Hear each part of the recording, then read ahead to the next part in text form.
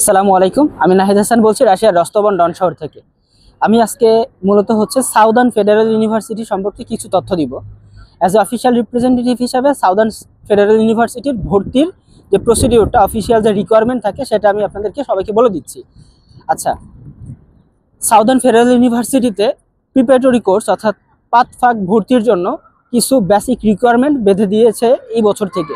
যেমন southern federal ইউনিভার্সিটিতে ব্যাচেলরে যদি কেউ ভর্তি হতে চান, অর্থাৎ আফটার প্রিপারেটরি, তো তাদের জন্য কিছু রিকোয়ারমেন্ট আছে। যারা প্রিপারেটরি কোর্সে ভর্তি হবে মাস্ট বি তাদেরকে হাফ টিউশন ফিস পেমেন্টের চিন্তা মাথায় রেখে দেন ভর্তি প্রক্রিয়াতে আগাতে হবে।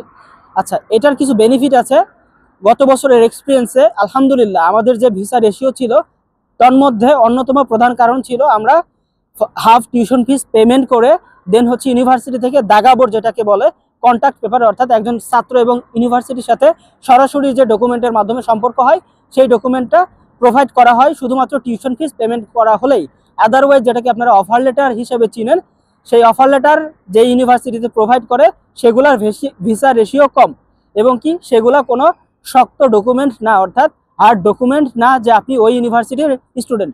এটা দ্বারা এটাই প্রমাণ করে যে ওই অফার লেটারটা দেওয়া হলো এবং ইনভাইটেশন দেওয়া হলো, এরপরে যদি আপনি ভিসা পান দেন ইউনিভার্সিটিতে আসেন, তখন আপনাকে ছাত্র হিসাবে ভর্তি করা হবে। বাট আপনি যখন half tuition fees first payment করার চিন্তা করে বাংলাদেশ থেকে আসতে চাবেন, তখন আপনার সম্পর্কটা ইউনিভার্সিটির সাথে প্রথমে বাংলাদেশে আপনি ছাত্র হয়ে দেন রাশিয়াতে সরাসরি এসে ক্লাস করার জন্য যে প্রসিডিউরটা থাকে, ইনভাইটেশন দেন ভিসা প্রক্রিয়া, এটা সব থেকে হার্ড একটা প্রসিডিউর।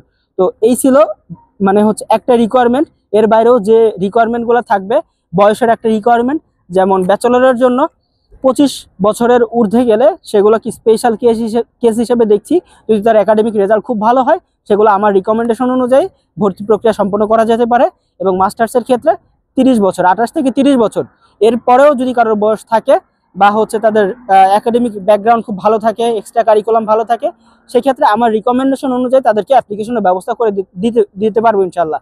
এর বাইরে পিএইচডির ক্ষেত্রে কিছু রিকোয়ারমেন্ট থাকে, এগুলো পিএইচডির জন্য আলাদা একটি ভিডিও বানাবো, সেখানে দেওয়া থাকবে।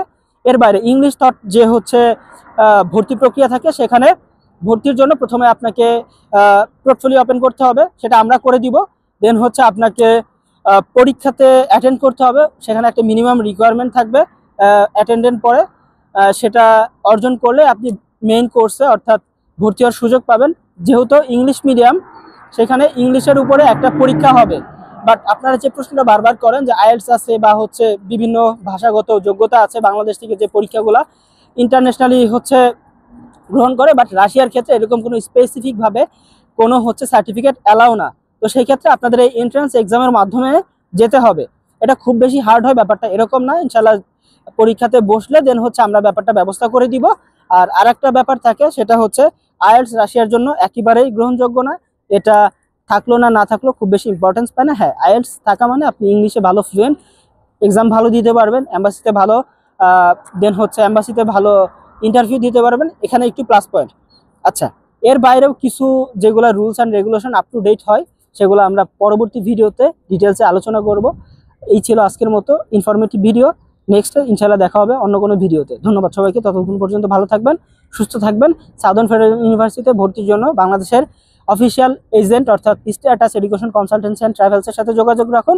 এর বাইরেও অ্যাজ এ অফিসিয়াল রিপ্রেজেন্টেটিভ হিসাবে আমাকে নক করতে পারেন। এই ভিডিওতে আমার যাবতীয় পার্সোনাল ইনফরমেশন দিয়ে দিব। ততক্ষণ পর্যন্ত ভালো থাকবেন। দেখা হচ্ছে রাশিয়াতে সাউদার্ন ফেডারেল ইউনিভার্সিটিতে ইনশাআল্লাহ। আল্লাহ হাফেজ।